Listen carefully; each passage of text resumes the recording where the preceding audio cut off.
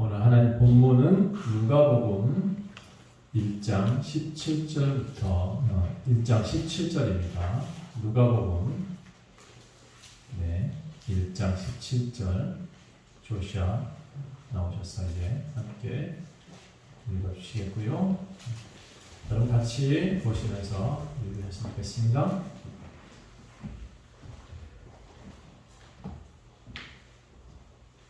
그가 더 엘리야의 심령과 능력으로 주 앞에 먼저 와서 아버지의 마음을 자식에게 거스르는 자를 의인의 슬기에 들어오게 하고 주를 위하여 세운 백성을 준비하리라.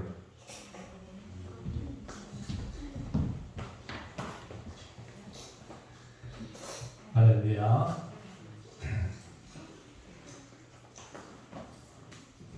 아버지의 마음을 전하는 분이 오늘 제목입니다. 여러분, 기독교는 성경 구절을 외우는 구약의 율법처럼 달달 외워서 천국 갈 수 없습니다. 기독교는 성경 구절을 많이 외운다고 해서 의인이 되지 않습니다. 여러분이 믿고 있는 기독교는 예배를 108번내처럼 108번 절하는 것처럼 그 절하는 숫자에 따라서 죄를 사해지거나 더해지거나 하지 않습니다.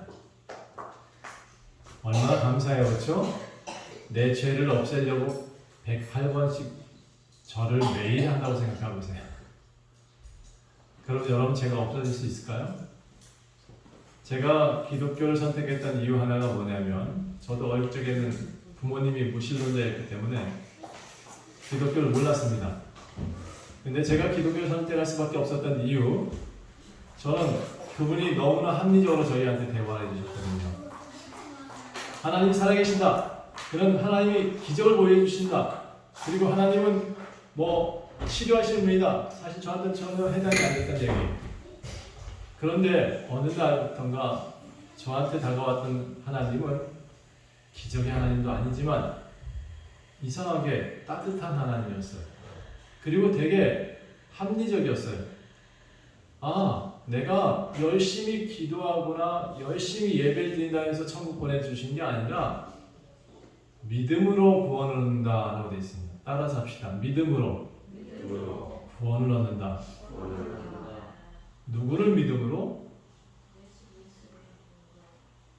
김동원을 믿음으로?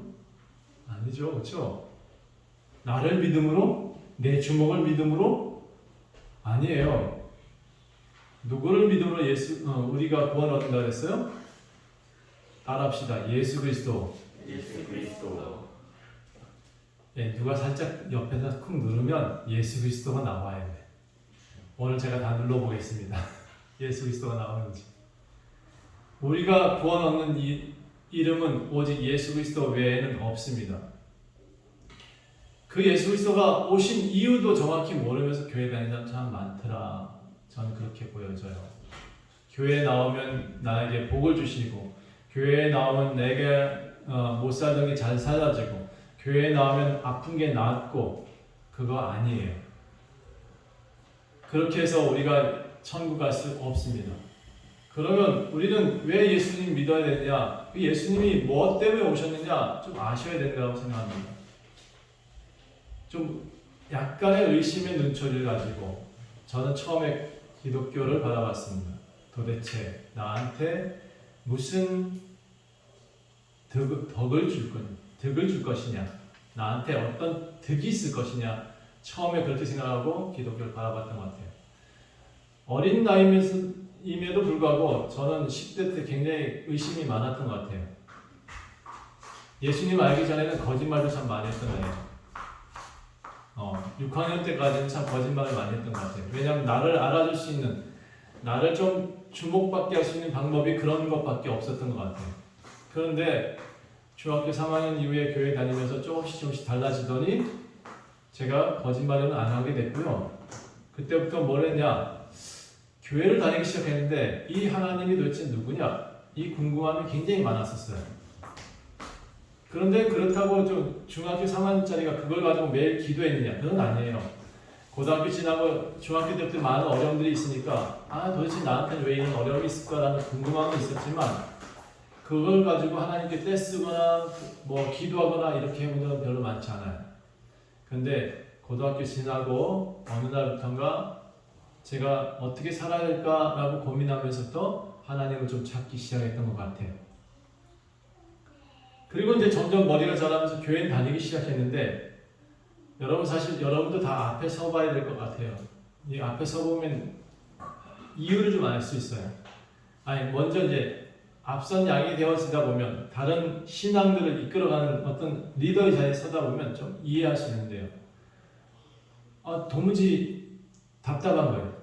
내가 어느 날부터인가 교회에 다니는데 그분을 잘 모르겠어요. 그분이 뭔지도 그분이 어떤 분인지도 잘 모르겠어요. 예수 그리스도를 듣긴 들었는데 예수 그리스도가 나한테 만나준 적이 없는 것 같은 그런 생각이 들었어요. 그래서 제가 어느 날부터 들은 얘기가 하나 있어요. 아브라함의 하나님, 이삭의 하나님, 야곱의 하나님이라고 했다. 곧 나의 하나님이라고 불러야 된다라는 거예요. 그러니까 내가 나의 하나님을 찾아봐야 될 것 같아. 옆에 있는 하나님이 아니라 우리 민경이 믿는 하나님이 아니라 양경선이가 믿고 있는 그런 하나님이 아니라 나의 하나님을 찾아야겠더라고요. 그래서 그때부터 찾기 시작하는 것이 하나님 어떤 분이세요? 라고 묻기 시작했어요. 그 물음이 굉장히 오래됐던 것 같아요. 여러분은 혹시 여러분의 하나님을 만난 적이 있나요? 저는 여러분한테 오늘부터 여러분의 하나님을 만날 수 있도록 저는 안내하려고 합니다. 저의 하나님이 아무리 놀랍고 아무리 크고 아무리 설명을 많이 안 해도 여러분 저희 하나님이고 여러분의 하나님이 아니세요. 그래서 각 사람의 하나님을 만나셔야 되는데 그 각 사람의 하나님을 만나는 것은 사실 쉽진 않아요. 과정 속에서 있긴 있어요. 어느 날부터인가 하나님 만나주시고 어느 날부터인가 대화하시고 어느 날부터인가 그분이 응답을 하십니다. 여러분도 그런 경험이 있을 거예요. 그런데 언제 하나님을 알게 되느냐? 죽을 때 알게 돼요. 이건 분명해요. 그런데 죽을 때 알게 되는데 그때 늦어요. 그럼 언제 알게 되느냐? 누군가가 외칠 때 알아들으면 제일 행복한 사람이에요. 이렇게 앞에서 누군가 외치고 있을 때 그 하나님을 찾겠다라고 마음먹는 사람이 제일 행복한 사람이라고요. 그때부터 하나님이 누굴까라고 고민하기 시작하니까. 또 언제 하나님을 찾느냐? 넘어졌을 때 찾죠, 그렇죠? 인생에서 가장 큰 나락에 떨어졌을 때 하나님을 찾습니다. 그때 하나님을 만날 수 있어요. 그러니까 고난이 우리 기독교한테서 계속 이어져 왔던 이유는 그 고난 가운데 하나님이 계속 나타나 주셨기 때문에 고난을 통해서 하나님을 봤거든요. 여러분한테 제가 여러분 고난 속에서 하나님 만나세요라고 저는 감히 말을 못하겠어요. 왜냐하면 그 고통은 저도 조금 겪어봤지만 쉽지가 않아요. 그때 느껴봤지만 하나님은 이럴 때 나타나시면 참 곤란한데 라고 생각할 때가 많아요. 그러나 물론 그 가운데서 내가 건지어짐을 받은 것은 너무 감사하죠. 여러분 그때마다 하나님 만나셨으면 좋겠는데 모르겠어요. 여러분 어떤 때 하나님 만나실 수 있을지. 자, 오늘은 제가 시를 하나 읊어 보겠습니다. 우리 동네 목사님이라는 시인데요. 기형도님이 쓰신 시입니다. 자, 이분의 시를 귀 기울여 보셨으면 좋겠습니다. 읍내에서 그를 본 것은 이번이 처음이었다. 철공소 앞에서 자전거를 세우고 그는 양철 홈통을 반듯하게 펴는 대장장이의 망치질을 조용히 보고 있었다. 자전거 짐틀 위에는 두껍고 딱딱해 보이는 성경책만 한 송판들이 실려 있었다. 교인들은 교회당 꽃밭을 마구 밟고 다녔다. 일주일 전에 목사님은 폐렴으로 둘째 아이를 잃었다. 장마통에 교인들은 반으로 줄었다. 더구나 그는 큰 소리로 기도하거나 손뼉을 치며 찬송하는 법이 없어 교인들은 주말마다 수군거렸다. 학생의 소녀들과 목사관 뒷터에 풀성기를 심다가 저녁 예배에 늦은 적도 있었다. 성경이 아니라 생활의 밑줄을 그어야 한다는 그의 말은 집사들 사이에 맹렬한 분노를 자아냈다. 폐렴으로 아이를 잃자 마을 전체가 은밀히 눈빛을 주고받으며 고개를 끄덕였다. 다음 주에 그는 우리 마을을 떠나야 했다. 기형도님이 본 어느 목사님의 모습을 보고 쓴 시입니다. 그런데 여기에 목사님은요, 삶의 밑줄을 그어야 된다라는 말을 가르쳤습니다. 그분은 신령하지 않았고 명설교자도 아니었을 겁니다. 화려하지도 않았습니다. 그가 심은 꽃은 동네에서 아름답게 비치고 있는데 사람들은 교회에 오면 목사님을 수군거렸습니다. 아니, 목사님은 저녁 예배를 학생들과 함께 저렇게 꽃을 심다가 저녁 예배를 늦어? 아니, 그 집의 둘째 아들은 왜 죽었대? 아, 저 양반은 왜 저 철공사 앞에서 저렇게 망치질하는 걸 지켜보고 있대? 자전거 짐틀 위에는 왜 두껍고 딱딱해 보이는 성경책만이 성경책이 아니라 송판을 그렇게 올려놓고 다니는데? 여러분, 제가 무슨 말씀드리고 싶으냐면, 여러분, 교회 공간에 많은 사람이 모아놨다 해서 그 공간에 예수님이 계시지 않아요. 그 교회가 목사님이 명설교를 한다고 해서 그 교회 목사님이 신령한 거 아니에요. 교회가 사람들이 많다고 해서 그 목사님들이 능력 있는 게 아니에요. 제가 이런 말씀들을 드리면 많은 큰 교회라고 있는 목사님들은 찔려야 되는데 좀 찔렸으면 좋겠어요. 여러분, 제가 항상 말씀드리지만 교회는 사람들을 모으는 공간이 아니에요. 제가 왜 이런 말씀드리냐, 우리 교회에 나오시던 집사님 한 분이 부부가 안 나오시기 시작한 지 꽤 오래됐어요. 저와 한 번도 연락을 안 했어요. 근데 어제 연락을 주셨어요. 엊그저께. 사실 마음의 섭섭함도 있었어요. 그런데 그분이 이렇게 전화를 하셨어요.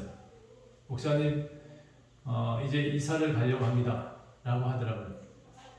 그동안 다른 교회를 나간 줄 알았더니 그렇지 않고 집안에 사정이 좀 있었고 어려움이 있었습니다. 라고 말하는 순간 저는 다 마음에 녹아내렸어요.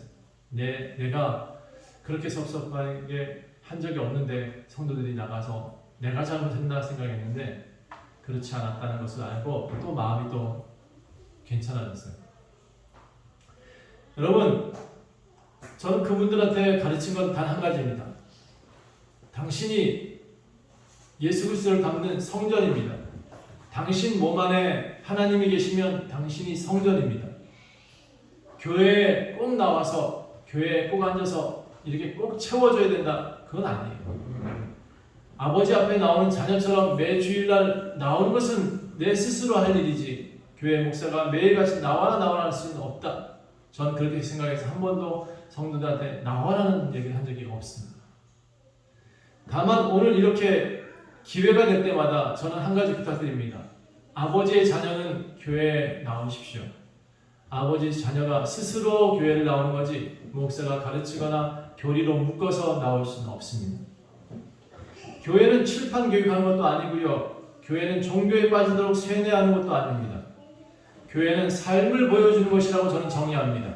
그래서 제가 목회자의 참된 모습 보여주려고 노력을 하고 살고 있습니다. 장로들은 헌신해야 되고 권사들은 참된 신앙을 배웠으면 성경 공부 가르치듯 하는 것이 아니라 후배들한테 그 신앙의 모습을 보여주는 것이 진짜 신앙입니다. 예수는 제자들에게 교리를 가르치기보다 직접 보여주는 설교를 하셨습니다. 자, 제가 왜 이렇게 장황하게 지금 삶을 얘기하고 예수 그리스도가 어떤 분인지를 얘기하고 또 우리가 꼭 기억해야 될 단어가 무엇이다라고 얘기하느냐면, 오늘 누가복음을 쓴 이 누가는 의사입니다. 이 의사가 본 예수님의 모습들, 그리고 사도 바울을 통해서 들은 그 예수가 어떤 분인 것을 찾고 싶었던 그 누가, 그 사람은 진실을 찾고 싶었어요. 내가 믿고 있는 이 하나님이 누군지를 알고 싶었어요. 그래서 바울한테 들어서 믿긴 믿었는데 도무지 이게 어떤 예수인지 한번 알아보고 싶었어요. 여러분, 과학자들은 기승전결이 있습니다. 앞에서 뭔가 단초가 생기면 그것을 연구하려고 노력을 많이 합니다. 그리고 결과를 내야 돼요. 그러면 믿어요. 그래서 이 누가도 바울한테 듣긴 들었는데 어떤 하나님이고 어떤 예수님인지 직접 알아봐야 되겠다. 그래서 내가 믿는 예수님을 한번 찾아보자 라고 시작한 것이 누가복음 1장입니다.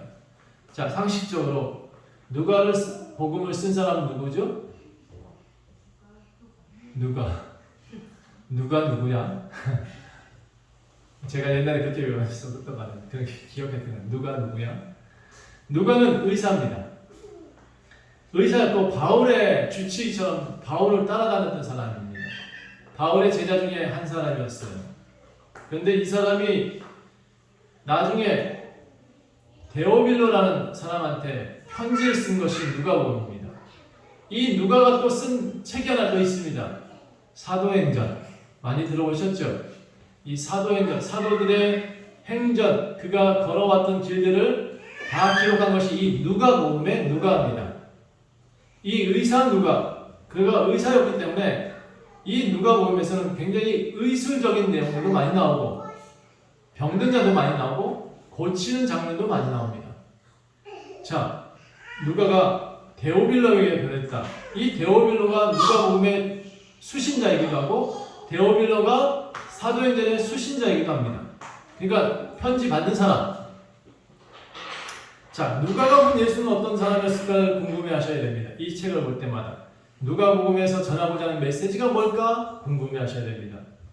자, 그가 말을 할 때 이렇게 말합니다. 1장 2절 처음부터 목격자와 말씀에 일꾼된 자들이, 그러니까 자기도 처음부터 목격한 사람 중에 하나고 말씀에 일꾼된 사람 중에 하나다. 어쩌면 처음에 목격했다는 것은 바울의 이야기일 것이고, 근데 바울도 사실은 예수님을 본 적이 없어요.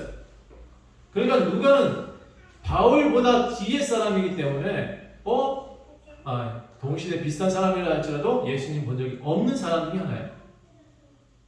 근데 바울 말만 믿고 어느 날부터 믿음을 갖기 시작했는데, 그래서 데오빌로한테 편지 쓸 때는 이 예수를 정확히 알아봐야겠다라고 시작한 것이 1장이에요.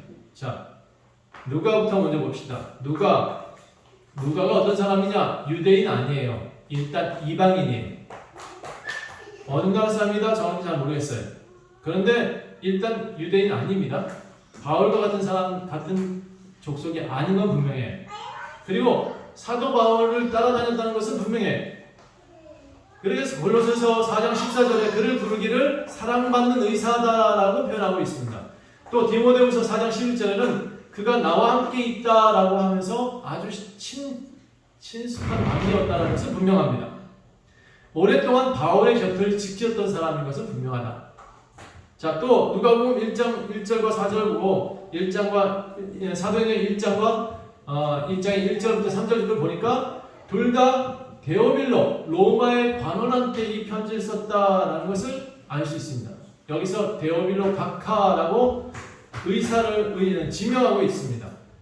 의사 누가는 누가복음뿐만 아니라 사도행전을 쓴 저자인 것은 분명합니다. 자, 그러면 이제 또 궁금하죠.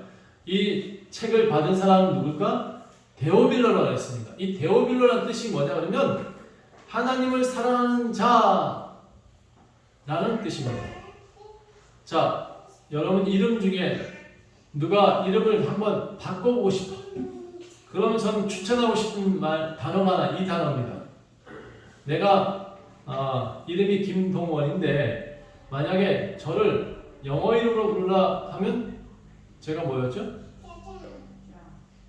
요한이에요. 저도 사랑받는 것을 좋아해가지고 요한이 사랑을 받는 것을 굉장히 좋아했어요. 그래서 저도 사랑받는 이름이 좋아서 주원이라고 이렇게 붙였어요. 근데 여기에 또 다른 사랑받는 자의 이름이 뭐냐? 따라합시다. 데오빌로. 이게 무슨 뜻이냐면 하나님을 사랑하는 자라는 뜻을 갖고 있어요. 이름 예쁘지 않아요? 이 뜻을 알고 나니까 누가 데오빌로라는 이름으로 쓸지 모르겠어요. 누가복음과 사도행전의 수신자가 데오빌로였는데 그가 각하라는 이름이 붙었어요. 그 호칭을 모아서 이 사람은 로마의 관원인 것은 분명하고요. 기독교로 개종한 어떤 고위 관리였을 것이다. 그래서 옛날에 이런 사람이 있었어요.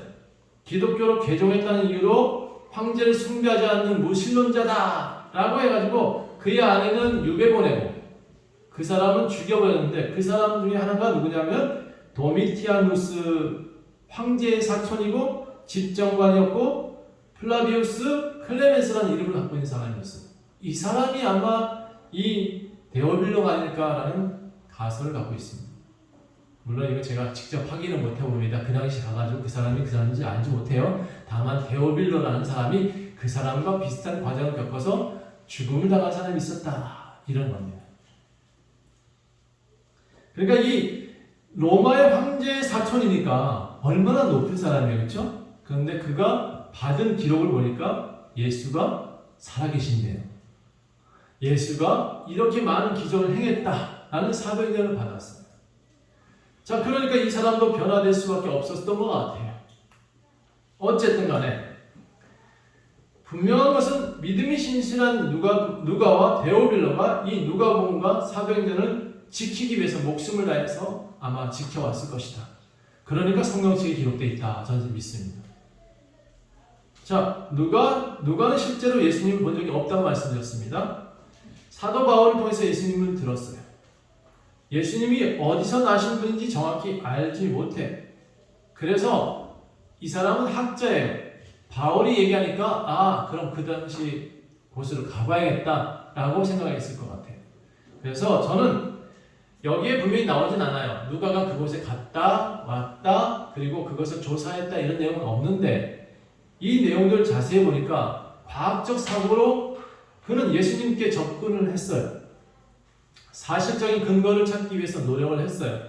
그래서 이 증거가 1장, 누가복음 1장에서는 아마 누가가 그 유대 땅에 갔을 것 같고 또 나사렛 예수가 태어난 고향을 갔을 것 같아요. 마치 간 것처럼 써져 있기 때문에 그래요.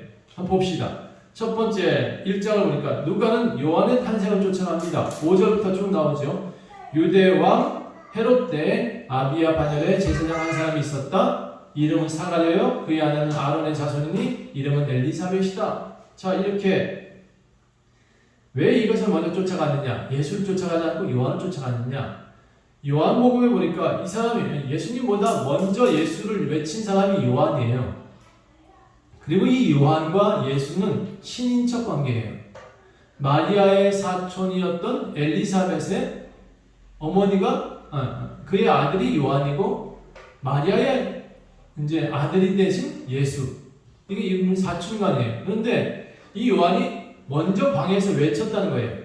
왜 외쳤냐? 왜 외쳤느냐? 그래서 쫓아가 본 거예요. 진짜 예수를 찾기 위해서 요한을 먼저 쫓아갔어요. 그래서 요한의 탄생을 쫓아가 보니까 이 인물이 처음에 하나님의 어린 영이로다 사람에게 비춘 빛이 있을 것이다 라고 외쳤던 이 사람 도대체 어떤 믿음 때문에 이렇게 하게 됐을까? 누가도 궁금했을 거 아니에요. 그렇죠? 그래서 처음으로 구세주가 이 땅에 오신다는 소식을 전한 요한을 찾아갑니다. 요한을 조사하는 이유를 조사함으로써 예수가 정당한 하나님의 아들인 것을 입증할 수 있었기 때문에 그는 쫓아간 거죠. 누가는 의사고 과학자라고 말씀드렸어요. 그리고 학자였어요. 과학적 사고로 쫓아가서 찾아보는 거죠. 요한은 언제 어디서 태어났는지 누구의 자손인지 생물학적으로 족보를 따라서 가고 있습니다. 자, 다시 요한은 유대 헤롯 땅의 유대 헤롯이 왕을 할 때 태어났다. 그리고 아비야 반열의 사람이고 제사장 집안의 한 사람이었다. 그의 이름은 사가랴고 그의 아내는 아론의 자손인데 이름은 엘리사벳이다. 자, 사가랴의 아들 요한은 원래 제사장이 되었어야 되는 게 맞아요. 그런데 그 사람은 광야에 가서 제사장 노릇을 했어요. 외치죠. 광야에서 외치는 소리라고 했으니까. 이 두 사람이 하나님 앞에서 의인이었다. 주의 모든 계명과 규례를 지키며 흠이 없이 산 사람이었다. 자, 보세요. 누가가 그 사람들 쫓아가면서 계속 그 집안의 어르신들의 삶을 쫓아서 기록하고 있죠. 이런 사람이었다는 거죠. 자, 이런 사람이었으니까 요한이 태어날 수 있었다 라고 지금 기록하고 있는 겁니다. 자, 그런데 놀라운 것은 의사의 입장에서 이 사람들이 정말 놀라운 일은 뭐냐? 엘리사벳이 나이가 많았다. 사가랴도 나이가 많았다. 자, 요즘 의사들한테 가서 물어볼게요. 60이 넘으면 아이를 가질 수 있나요? 요즘 의사들은 뭐라고 했을까요? 가능할까요? 60이 넘은 할머니가 아이 낳을 수 있어요? 네, 그런데 지금 의사인 누가가 쫓아가 보니까 60이 넘은 여인이 아이를 낳았대. 이게 너무 놀라운 거예요. 그렇죠? 이런 놀라운 일이 이렇게 누가가 생각을 했어요. 그리고 그 놀라운 일들이 조사를 해보니까 그것이 그냥 일어난 것이 아니라 하나님의 은혜로 태어난 아이가 있더라. 요한이더라. 그가 뱃속에서 부모들이 다 나이가 들었음에도 태어난 아이. 이게 정말 놀랍지 않느냐. 자, 나중에 요한이 광에서 외칠 때 부모님들의 이야기가 안 나옵니다. 엘리사벳 사가랴는 그때 아마 죽었을 것 같아요. 자, 근데 이 아이가 도대체 어떻게 생겼느냐? 다시 또 기록을 하니까 이렇게 하나님의 은혜로 태어난 아이구나 라고 얘기를 한 거죠. 자, 그럼 이런 배경은 또 어떻게 나온 거냐? 요한은 어떻게 된 아이길래, 사가랴는 어떤 사람이길래, 엘리사벳은 어떤 사람이길래 라고 조사를 시작했던 거죠. 자, 사가랴는 제사장의 직무를 지키기 위해서 순서들을 제비를 뽑아서 들어갔는데 어느 날 보니까 분향을 하다가 천사가 나타났고 바깥에 있는 사람들은 갑자기 사가랴 나왔는데 벙어리가 되더라. 이런 얘기가 들렸고요. 그걸 다 조사해서 기록을 해놓은 것이 누가복음입니다. 자, 의사였던 누가는 이런 놀라운 소식들을 들을 때마다 무슨 생각했을까요? 어찌 그런 일이, 어떻게 그렇게 자기의 과학상식은 이해할 수 없는 놀라운 일이 그렇게 해서 기록해 나가면서 하나님을 믿을 수밖에 없구나라고 결론을 내고 있습니다. 두 번째는 누가는 예수님의 탄생 스토리를 쫓아갑니다. 그런데 의사 입장에서 너무나 황당한 소리를 들었습니다. 처녀가 아이를 낳았다. 이게 가능해요? 그렇죠? 의사의 입장에서 처녀가 아이를 낳았다면 믿을 수 있어요? 요즘 의사들한테 가서 물어볼게요. 처녀가 아이를 낳았답니다. 무슨 생각할까? 여러분, 그런데 이것을 또 왜 처녀가 아이를 낳을 수 있었는지 누가 쫓아갑니다. 사도 바울을 통해서 예수님의 이야기를 듣긴 들었는데 믿기지 않았던 거죠. 그래서 그의 아버지 요셉은 왜 이런 사실을 알고도 마리아를 받았을까? 굉장히 궁금했습니다. 왜 장가갔을까, 걔가? 무슨 이유로? 그래서 천사 가브리엘이 어떤 일을 했는지를 또 쫓아가면서 듣습니다. 요셉에게 천사 가브리엘이 나타났고 또 마리아에게 나타난 천사 가브리엘이 무슨 말을 했길래 이들이 결혼하고 아이를 낳았을까? 여러분, 마리아를 따라서 다시 걸어갑니다. 갈릴리 바닷가를 걸어갑니다. 그리고 다윗의 자손이었다는 것을 알게 되고 그 사람이 약혼한 사람이 마리아였구나. 요셉의 자손과 마리아는 하나님이 예전부터 계획했던 거구나. 구약의 사실이 나타나 있습니다. 자, 천사가 마리아에게 했던 말을 듣습니다. 은혜 받을 자여 평안할지어다. 주께서 너와 함께 하시도다. 자, 이 말을 들었을 때 누가는 이렇게 생각했습니다. 이 말은 나에게 하는 말이구나. 이제 이 말을 믿어야겠구나. 처녀가 그 말을 듣고 놀라 이런 인사가 어찌민가 라고 했을 때 또 천사가 마리아를 말하기를 마리아여 무서워하지 말라 내 하나님께 은혜를 입었다 이런 말을 들었을 때 누가는 무슨 생각했을까? 보라 내가 잉태하여 아들을 낳으리니 그 이름을 예수라 하라 라고 말합니다.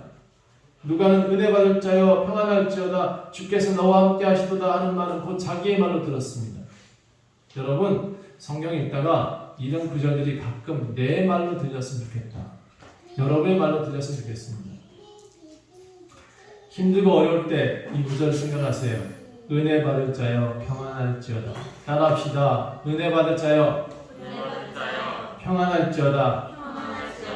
주께서 너와 함께 하시도다. 이 말이 누가는 지금 생생하게 자기의 말로 들렸어요. 그래서 여러분 의심이 없어졌어요. 누가가 점점 의심이 없어집니다. 그리고는 머릿속에 있던 과학적 지식이 다 사라지고 하나님의 놀라운 은혜를 기록하기 시작하는 거죠.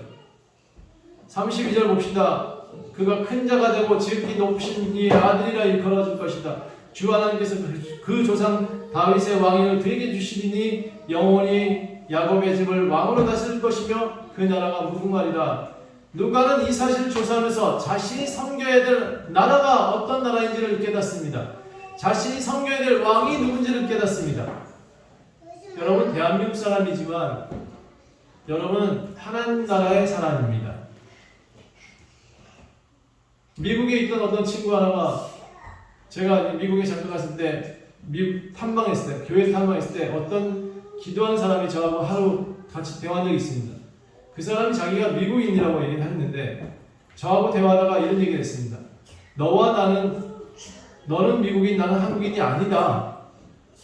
너와 나는 하나님 나라의 백성이다 라고 말을 해주더라고요. 그래, 나는 하나님 나라의 백성이지 대한민국 국민이기보다 하나님 나라의 백성이구나. 그때 저도 이해했어요. 여러분이 대한민국 사람이지만 그보다 먼저 생각해야 할 나라가 하나님 나라라는 것을 기억하셔야 됩니다. 이렇게 얘기하니까 또 대한민국을 부정하고 막 데모해라. 그건 아닙니다. 하나님 나라의 백성이지만 여러분 스스로 자부심을 갖고 우리가 섬겨야 될 나라의 어떤 백성으로 살아야 될지를 분명히 해야 된다는 겁니다. 자, 왕이 누군지 분명히 알게 됐습니다. 아, 예수 그리스도가 우리의 왕이시구나 라는 것을 분명히 이해하게 됐습니다. 그리고 그는 마리아가 하나님의 은혜로 태어난 아이 예수를 믿을 수밖에 없었습니다. 엘리사벳도 기적적으로 아이가 태어났다든지 마리아도 처녀로 아이가 태어났다든지 이것을 누가는 인정할 수밖에 없는 사실로 받아들이고 있습니다. 저도 예수님 믿고 가장 이해가 안 됐던 부분이 이 마리아 처녀가 애를 낳대. 다 믿는 눈치인데 나만 안 믿었던 것 같은 배신감이 드는 건 뭐지? 다 믿어져요? 대단한 신앙들이었죠. 저는 이거 가지고 굉장히 많이 기도했어요. 처녀가 애를 낳대. 믿어져요? 그래서 성경을 읽었어요. 열심히 읽고 찾아봤어요. 어느 날 기도했어요. 어느 날은 제가 또 어려움을 당하다가 이 구절을 다시 읽었어요. 그리고는 하나님이 도와주시는 때를 보았어요. 경험했어요. 그런 다음에 제가 이 말을 믿기 시작했어요. 여러분, 지금도 처녀가 애를 낳았대. 저 안 믿습니다. 그런데 예수의 어머니 마리아가 처녀로 아이를 낳았대. 이 말은 저 믿습니다. 왜냐? 오랜 경험으로 예수를 만났기 때문에 그렇습니다. 여러분도 오랜 경험으로 예수를 만나면 그것을 인정할 수밖에 없습니다. 학자들이 그러더만요. 있을 수 없는 일이라고. 그래서 제가 다시 묻습니다. 너네들은 얼마나 아니? 과학으로 얼마나 많은 것을 증명해낼 수 있니? 라고 말을 합니다. 여러분, 우리는 과학으로 증명할 수 없는 게 너무 많은데 과학자들이 하는 다 믿지 마시고 하나님을 믿으세요. 좀 줄여서 합시다. 너무 길어지니까. 교회에 처음 나왔을 때 저는 안 믿어졌습니다. 많은 것들이. 여러분 많이 믿어져요? 저보다 좀 많이 나은 것 같은데. 교회에 처음 나왔을 때 저는 많이 안 믿어졌어요. 그런데 누가복음 보면서 저도 조금씩 이해가 됐어요. 이 의심 많은 누가처럼 하나씩 짚어가기 시작했습니다. 그랬더니 예수가 보이고 하나씩 짚어가니까 하나님이 보이고 하나님 나라가 보이더만요. 여러분 그 과정을 함께 찾아가셨으면 좋겠다. 이 누가복음을 통해서 누가의 의심의 눈초리를 가지고 여러분도 함께 조금은 의심의 눈초리를 가지고 누가복음처럼 하나님을 찾아가실 수 있으면 참 좋겠다 생각합니다. 목사가 믿음을 가지라 그래야지 의심을 가지라 그러니까 많이 안 된다. 그렇죠? 네. 그런데 하나님을 찾기 위해서 약간은 한번 고민해 보셨으면 좋겠다. 여러분 언젠간 여러분이 저보다 더 외칠 날이 있을 것입니다. 누가는 이런 사실들을 믿기 시작하면서 어마어마하게 외쳐댑니다. 하나님이 살아계시다고, 하나님은 역사하신다고, 하나님은 모든 것을 낫게 하신다고. 여러분 각 사람에 맞는 믿음의 증거가 있었으면 좋겠습니다. 농부는 씨를 심는 것을 통해서 하나님의 사랑을 찾습니다. 의사는 생명이 태어남과 죽음을 통해서 하나님을 알게 됩니다. 장사하는 사람은 하나님께 기도함으로 손님이 오는 모습을 보고 하나님께 기도합니다. 감사합니다. 그렇죠? 저는 요즘 세상에 나가서 사람들을 이끌어내고 그들을 옳게 가도록 인도하는 제 모습 보고 하나님 계시는군요 라고 생각하게 됩니다. 하나님은 각 사람의 모습대로 나타나십니다. 누가에게 나타난 하나님은 의사의 세밀함을 통해서 나타나셨습니다. 그리고 여기 있는 사람들은 여기 각 사람의 모습으로 하나님이 나타나실 것입니다. 그 각 사람의 하나님을 여러분 서로에게 전할 수 있으면 그것이 전도입니다. 여러분 삶의 하루하루가 너무 힘겨울 때 저는 누가복음을 권합니다. 많은 사람들이 지금 힘겨워하고 있기 때문에 누가복음의 기적이 일어나기를 권합니다. 여러분 여기서 위로를 찾으시고 여기서 희망이 되신 예수님을 만날 때 여러분은 하나님 나라를 섬기게 되실 것이고 여기서 하나님이 어떤 분이시고 어떤 예수님의 사랑이 어떤 분이신지를 깨닫기를 간절히 축원합니다. 기도하겠습니다. 하나님 의심 많았던 누가도 예수를 믿었습니다. 과학자였던 그도 하나님 한 사람 한 사람 찾아가면서 예수가 어떤 분인지를 찾고 믿게 되었습니다. 여기 있는 모든 이들도 하나님 제가 바라는 것은 다만 한 가지입니다. 한 분 한 분이 예수 그리스도를 모시고 하나님의 성전으로 되어가는 것과 또 그가 하나님을 모시고 살아가는 동안 하나님을 깨닫고 또 예수처럼 살아갈 수 있는 능력을 주시기 원합니다. 하나님 우리 주님께서 지혜 주시셔서 또 눈과 귀와 마음을 열어주셔서 하나님을 온전히 볼 수 있는 신앙인들 다 될 수 있도록 도와주옵소서. 감사드리며 예수 그리스도의 이름으로 간절히 기도합니다. 아멘. 찬송가 96장 함께 찬양합니다.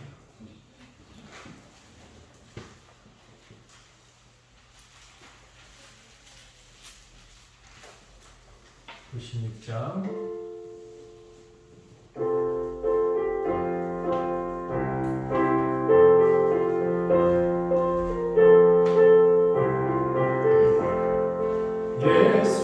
예수님을 보고 싶